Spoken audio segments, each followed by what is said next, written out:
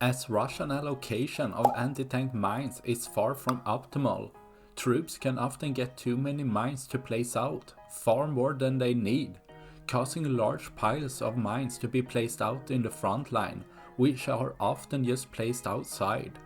This time, however, the crew placed camouflage netting over. It wasn't, however, enough for this Ukrainian drone operator to get fooled, which spotted the pile and started dropping down warheads.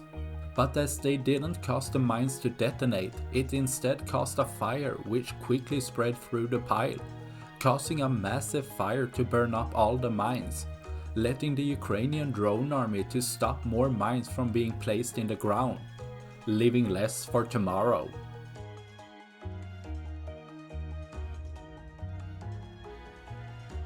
That's all I had for this video. Please like and subscribe for more. Thanks for watching. Bye.